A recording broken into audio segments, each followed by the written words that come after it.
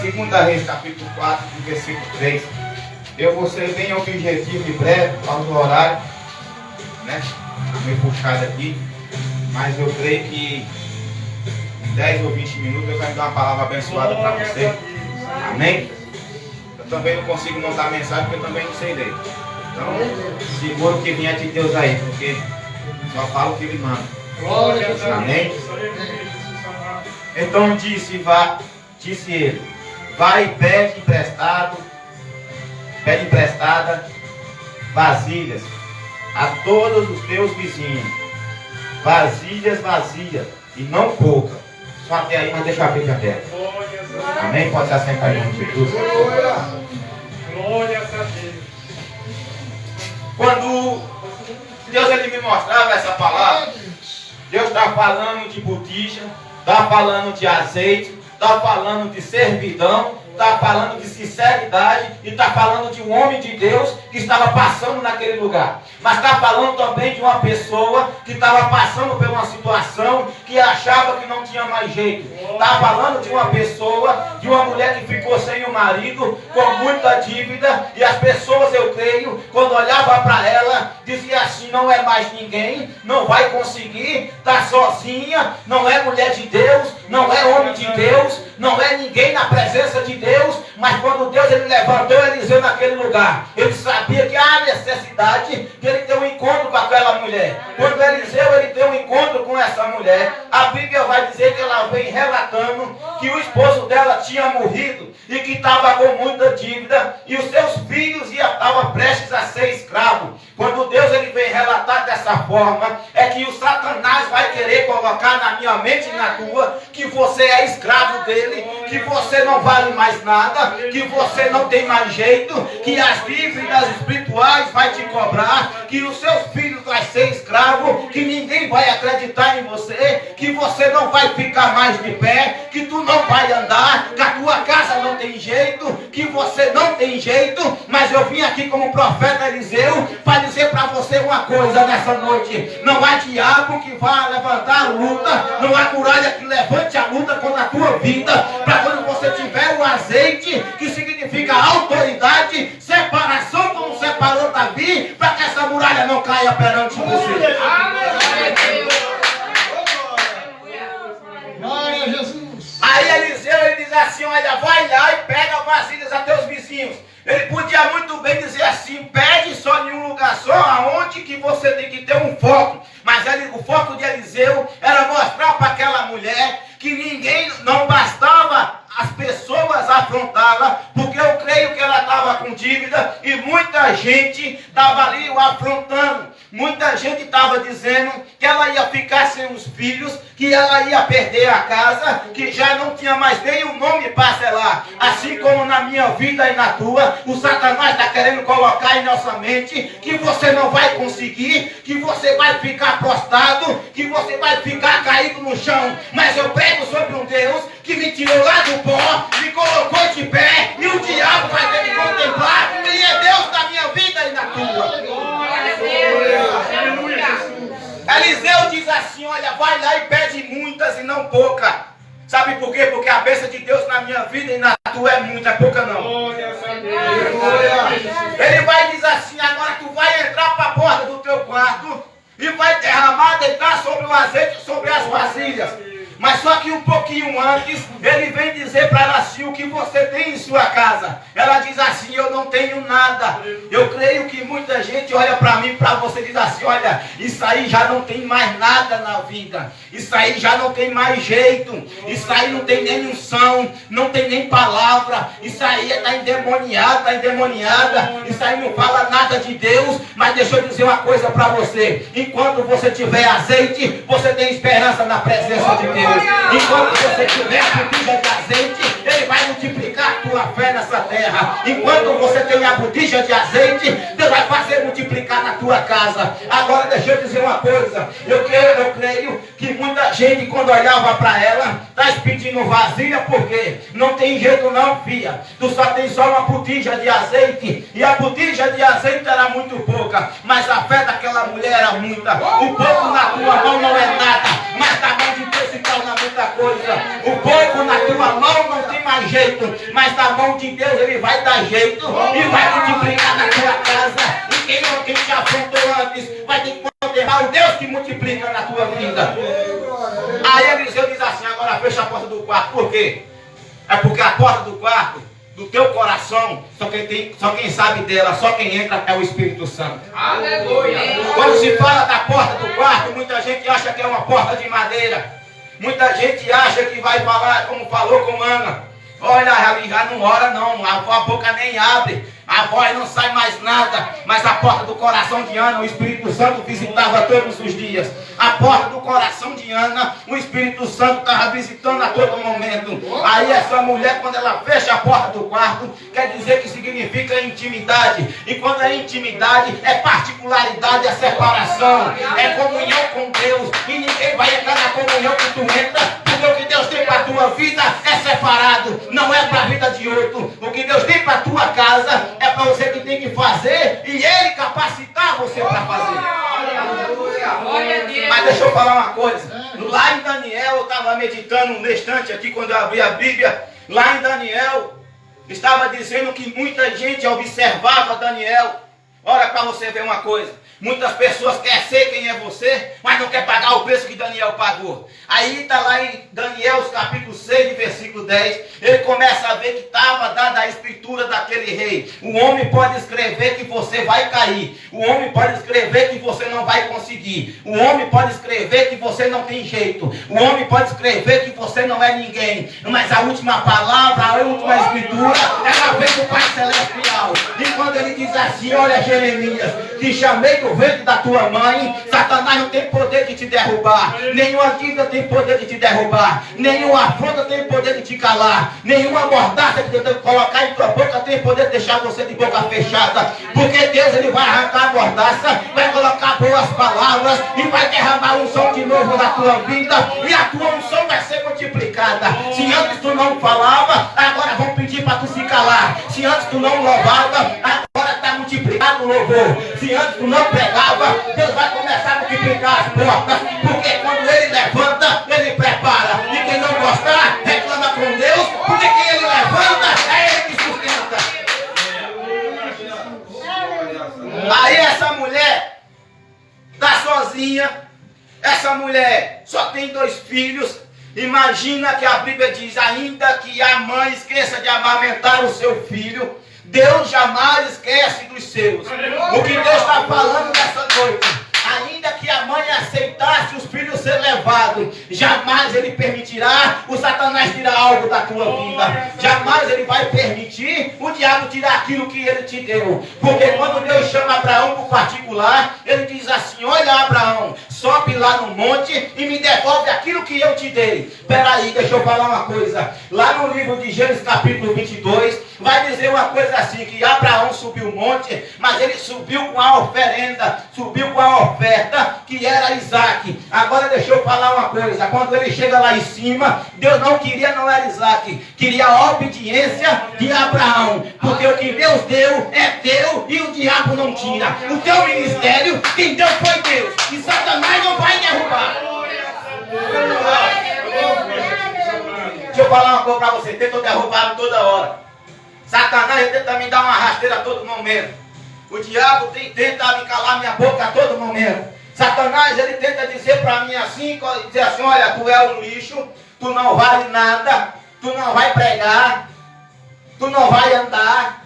Eu já fui chamado de bruxo, já fui chamado de pastorzinho, já fui chamado de tudo quanto é coisa, mas ainda Deus prova que Ele é na minha vida e quem me levantou foi Ele. E deixa eu dizer uma coisa para você nessa noite: Deus ele te levantou e é só Ele que te abate. Quem não gostar do teu ministério vai pagar preço e reclamar com Deus, porque o ministério que te deu foi teu, a multiplicação do azeite que faz é Deus, mas a busca é tua. Essa mulher, ô irmão, imagina você estar numa situação dessa, passar a vida toda para ela ser serva de Deus de verdade, mulher de caráter, mesmo o marido morto, ela estava honrando o teu nome. Mesmo o marido estava morto, ela falou assim: o meu marido, teu servo, temente ao Senhor, ele morreu e deixou as dívidas. Peraí, deixa eu falar uma coisa. Ele estava morto. Mas mesmo assim ela o honrava. A Bíblia diz: dá honra a quem tem honra. Se tu quer ser honrado nessa terra, honra primeiro para ser honrado. Quando essa mulher ela começa a honrar o teu esposo, ela começa a honrar também o profeta Eliseu. Ela não fez prova do que ele tinha falado, nem dele. Simplesmente ela obedeceu. Aí aquelas pessoas, eu creio que muitas pessoas não gostavam dela, mas mesmo assim ela foi lá: me empresta vasilhas, eu preciso de muita, eu preciso de muito, e não é pouco. Aquelas vasilhas antigamente era vaso de barro, e eu creio que vinha muito vaso ali na casa dela. Quando ela colocou aquele tanto de coisa lá e começou a derramar o azeite, eu creio que ela não entendia a multiplicação naquele lugar. Porque uma botija de azeite encher tantas vasilhas e ela viver do resto que sobrou, isso é fé, isso é a obra de Deus, isso é promessa de Deus.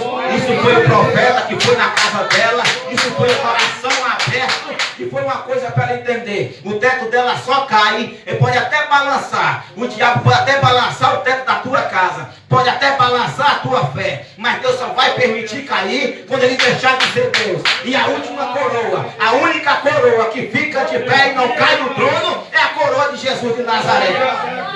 E ele faz uma promessa, ele vai até o fim. Só que muitas vezes a gente apressa as coisas, ou a gente se engana, ou a gente tenta fazer de um jeito que não é para fazer. Mas depois que você faz, meu irmão, aí você tem que continuar andando. Porque se você parar, é pior. Porque quem bota a mão no arado não tem mais jeito de tirar. Quem coloca a mão no arado não tem mais direito de tirar. Aleluia. E Eliseu, ele foi um homem que ele colocou a mão no arado. Eu creio que muitas vezes ele queria desistir. Eu creio que muitas vezes os profetas de antigamente não tinham carro para andar. Os profetas de antigamente não tinham boas amizades como a gente tem hoje, de dizer assim: eu vou pregar o evangelho de Cristo, bora lá, irmão, vamos lá junto. Eu tenho um carro aqui, seu carro não tem não, nós vai no meu. Ele andava de pé. Ele andava com uma cuia de farinha, mas ele andava com azeite. Ele andava com a presença. E quem anda com a presença anda com qualquer coisa. Quem anda com a presença anda com abundância. Quem anda com a presença, ele não anda com pouca fé. Quem anda com a presença, ele anda com aquele que tudo pode fazer. Quem anda com a presença, ele anda com a autoridade de olhar para você e dizer assim: Deus vai multiplicar a tua fé, vai tirar você dessa situação, vai fechar essa cova e vai prender essa boca desse leão que está tentando te tragar. E eu imagino quando o rei chega lá e diz assim: ô Daniel, que a Bíblia vai falar que ele se arrependeu antes mesmo de chegar lá. Mas as pessoas que falou de Daniel acharam que ia ficar por isso mesmo. As pessoas que tentam tocar no nosso nome, no nosso ministério, tentam nos colocar dentro de uma cova, acham que vai ficar por isso mesmo. Está enganado. Porque a Bíblia diz que a ira de Deus era tão grande que antes mesmo dos corpos chegar ao chão, os ossos teriam sido deslacerados por aqueles leões que estavam lá dentro. Ele deixou de dizer uma coisa: você pode até estar na copa do leão, mas aquele que pode fechar a boca dele jamais esquecerá de você. Você pode até entrar nessa cova, pode até entrar nessa fornalha, mas aquele que tudo pode, o dono da vida, o dono da terra e do céu, ele vai tirar você de lá e vai fazer você governar essa Babilônia. Porque a Babilônia não governou Daniel. O nosso problema é que a gente começa a deixar a situação nos governar, as palavras nos governar, as atitudes nos governar, mas a nossa atitude vai mudar a nossa história. Se eu tiver a atitude de ficar de pé, eu vou ter a atitude de ter a presença de Deus. Mas se eu tiver a atitude de aceitar a situação, ficar no chão, jamais colocarei-me na presença do Senhor. Porque quem fica no chão é Satanás, mas quem fica de pé é o Espírito Santo de Deus. Aí, meu irmão, todas aquelas pessoas que acharam que ela ia parar, todas as pessoas que acharam que ela não ia continuar, todas as pessoas que acharam que ela ia perder os filhos, eu imagino a cara daquelas pessoas: aquela mulher está pagando todas as dívidas, aquela mulher está tirando azeite da onde? Aquela mulher está tirando esse azeite da como é que ela está conseguindo? As pessoas não vão entender da onde que tu vai tirar a tua fé. As pessoas não vão entender da onde que vai sair esse azeite. As pessoas não vão entender que você está tirando tanta força. As pessoas não vão entender porque ela não sente a presença. Quando tu tem sentido, não sente a presença, não busca. Quando tu tem buscado, não se prepara. Quando você tem se preparado para falar com Deus. É fácil demais querer sentir o que você sente. É fácil demais querer falar o que você fala. É fácil demais querer ter o azeite que você tem. Aleluia. Mas difícil é você honrar para ser honrado. Glória a Deus. Aleluia. Meu irmão, a Bíblia diz que para que você ame o outro, você tem que amar a si mesmo. Glória a Deus. Se tu está vendo teu irmão sofrendo, caindo, se tu está vendo teu irmão triste, e tu se alegra com isso e vai dizer para ele que é processo de Deus, está precisando de convertimento. Aleluia, Jesus. Porque o processo de Deus não te faz chorar. Glória a Deus. Processo de Deus não vai te parar. Glória a Deus. Processo de Deus não vai te deixar chorando. Aleluia. Processo de Deus não vai colocar teu nome na boca de fulano. Aleluia. Processo de Deus não vai colocar o teu nome na esquina. O processo de Deus é tirar teu nome do Pai e colocar de pé. Aleluia. O processo de Deus é tirar a enfermidade que existe em você. O processo de Deus é multiplicar o azeite que há na tua vida. O processo de Deus é levantar o teu ministério. Mas existe a diferença de crente para quem serve. Vou explicar. Creio que muitos crentes que criam na palavra eram aqueles vizinhos. Mas ela relata a tua serva não tinha nada. A diferença da palavra dela para quem era. A tua serva.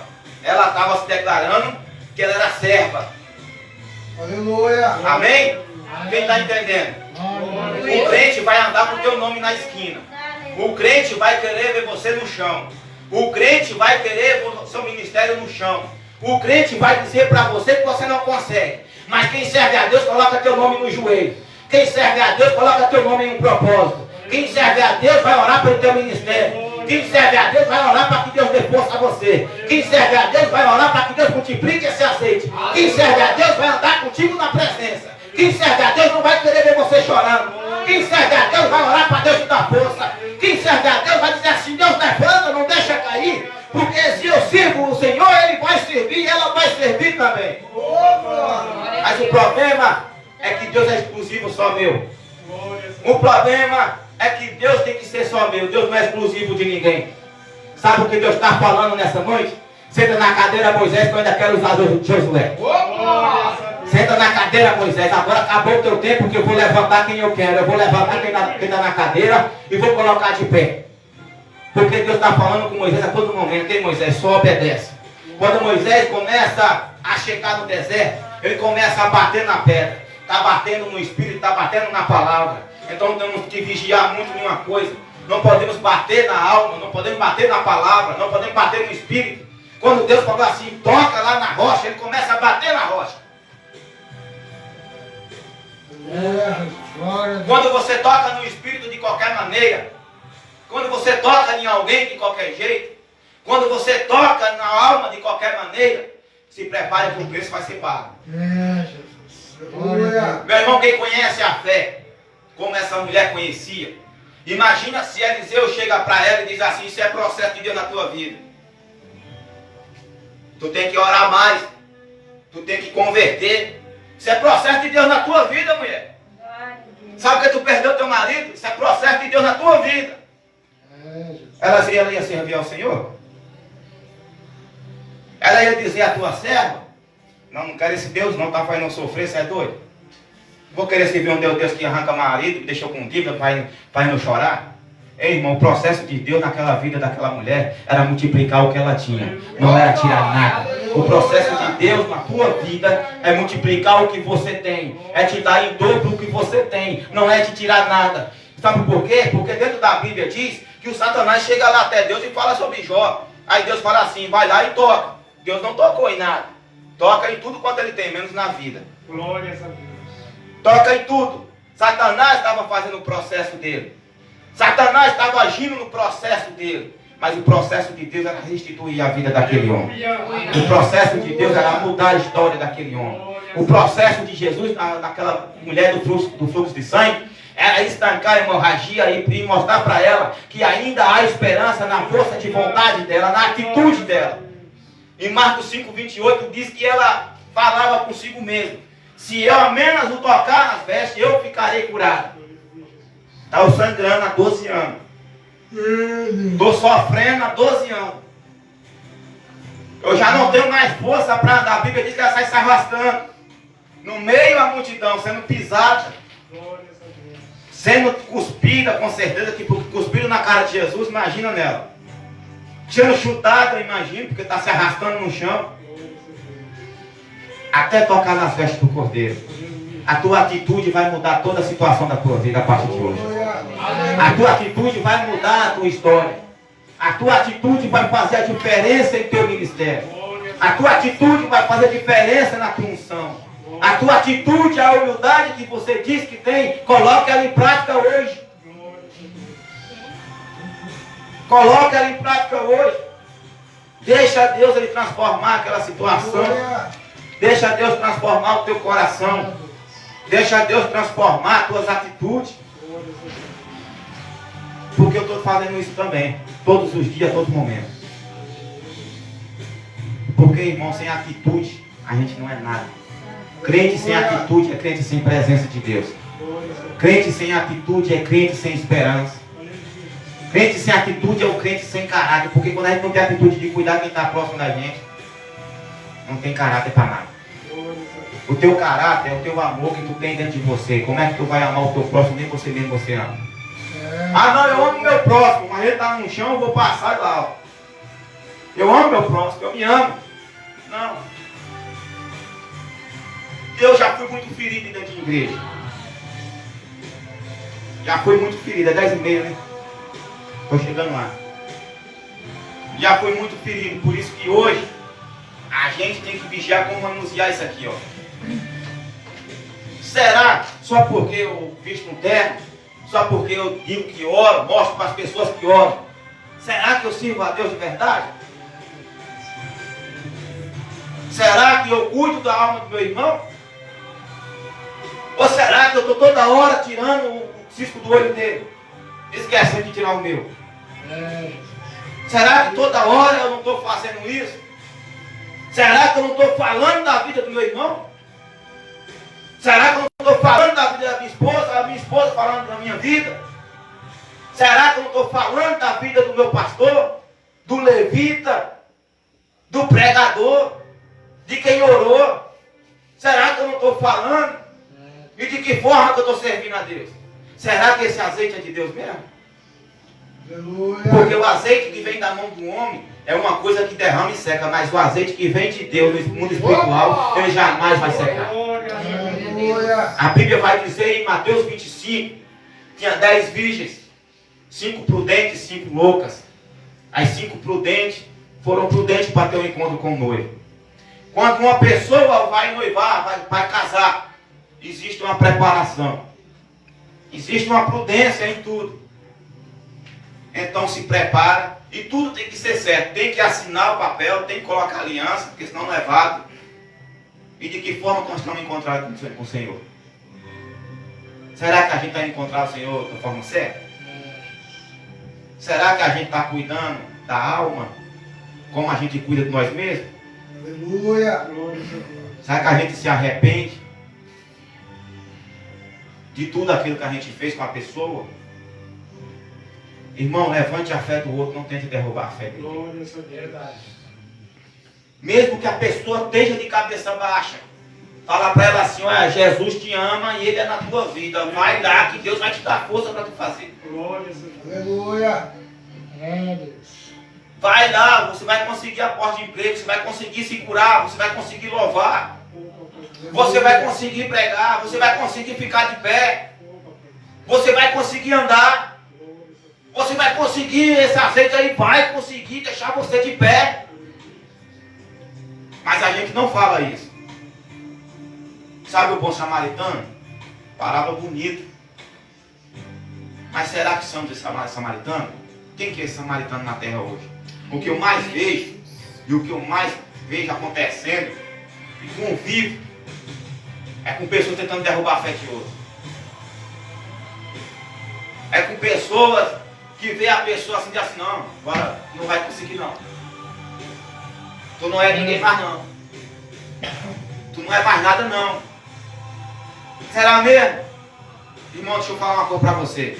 Uma pessoa, quando ela conhece a fé e ela é ferida na fé, ela não consegue mais. Se você não cuidar, se você não regar, a pessoa não consegue se permanecer de pé. Então, se nós que temos conhecimento da palavra, que nós diz que tem chamado, nós aceitou o chamado, colocou a mão no arado, vamos vigiar que forma a gente vai falar com quem está do nosso lado, com o teu irmão, com o teu pastor. Porque pastor não é de ferro, não. Eu, se eu pudesse ter esse nome da minha vida, eu tirava, mas foi Deus que colocou. Deus me levantou do pó e colocou esse nome na minha vida. Pastor de São Paulo foi pregar e eu estava assistindo o culto. Ele disse, eu não vou pregar não, quem vai pregar é o pastor que eu vou ungir aqui. Ele falou para mim, vem cá. Quando eu cheguei lá para poder ser ungido, ele falou assim, é você? Eu digo, não é não, nem leu, eu sei. Ele falou assim, não se faz pastor não, pastor tem que ser chamado. Aí é com você e Deus agora. Ainda peguei umas quebras de braço com Deus, me arrebentei todo ainda, mas graças a Deus aceitei o chamado. Então, meu irmão, eu tive uma situação na minha vida esses dias agora. Eu entrei dentro de uma caverna igual a Elias. Eu estava dentro de uma casa, derramava água para tudo quanto é lado. Eu passei 3 noites sentado. E eu pedindo ao Senhor assim, Deus, o Senhor tem que fazer alguma coisa. Aí Deus falou comigo assim, quando você tiver sem atitude, eu não faço nada. Mas qual é a atitude que eu tenho que ter, Deus? Sai dessa caverna que eu ainda quero te usar. Ninguém vai colocar você dentro da caverna, a não ser que você queira. Você está entendendo o que Deus está falando? Ninguém vai tirar nada de você, a não ser que você deixe. Ninguém vai tirar o que é teu, a não ser que você deixe. Agora, se sua atitude é segurar o que é teu, é viver o que Deus te deu, é viver em Cristo, Deus ele vai te fazer que você fique de pé e ninguém vai te pegar e colocar no chão. É no meio da tempestade que Deus tem um propósito ainda. É no meio da dificuldade que ele diz assim, ainda há esperança. Vaso emborcado não é jeito. Vaso rachado não segura azeite. Explica o que é vaso rachado. É quando você está amargurado. É quando você está triste.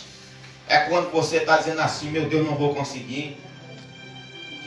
Débora chama muito assim. Eu sempre, quando eu prego, eu falo de Débora, irmão. Tem um filho de Jacó que tem boas palavras. Palavra formosa, Naftalinha, um nome que tem que, lá em Gênesis 49, Jacó antes de morrer chama ele e diz assim, Naftalinha, tu tem palavras formosas. Palavra formosa, irmão, é tu olhar para teu irmão e dizer assim, olha, vai lá que tu vai conseguir. Deus vai abrir essa porta desse emprego. Vai lá no médico lá que Deus vai te dar a cura. Levanta tua cabeça, isso é palavra formosa, isso é palavra boa. Mas não, o irmão está caído, o irmão está triste, enfim. Vai conseguir não. Entrega logo esse negócio aí, volta pro mundo, larga esse negócio, dá um tempo, vai converter de novo. Sinceramente está convertido. Isso é maus palavras. Não tenha maus palavras para teu irmão. Não tenha maus palavras para quem precisa ser levantado. Ah, mas quem levanta é Deus, mas o homem derruba também. O homem derruba. O homem, quando eu falo, por isso que Deus, quando levanta o homem, ele levanta a mulher. Ela é conselheira e disjuntora. Deus fala, deixa de ser dois, se torna um só. Como que minha esposa vai sentir dor e eu vou dizer para ela assim, não, isso é processo de Deus na tua vida? Como que o esposo vai sentir dor, vai chorar e a mulher tem que dizer para ela, para ele, vai orar, vai se converter? A esposa é carne da carne e osso do osso, igual o homem. Não tem como uma perna sentir dor, ser feliz e a outra perna não ser feliz. Não tem como teu irmão estar bem e você estar mal. Tu tem que estar bem, teu irmão tem que estar bem também. Ajuda, pega na mão dele. Ruim Arão nem conhecia Moisés. Estava no meio daquele povo lá, e Deus toca no coração dos dois, diz assim, levanta a mão de Moisés e diz, só sai daqui quando a gente vencer essa guerra. Então seja ruim Arão na vida do teu irmão, na vida de quem está do teu lado. Seja ruim Arão, levante, não derrube. Não tem que dizer que o azeite vazou, que não tem mais azeite, que não tem esperança. Não tem que dizer que não tem mais nada. Não tente dizer que vai ser escravo. Não tente dizer que teu irmão não vai ficar de pé. Que ele não vai conseguir mais fazer nada para Deus. Que ele não vai conseguir ser diferente. Que ele não vai mudar a vida dele. Tenha boa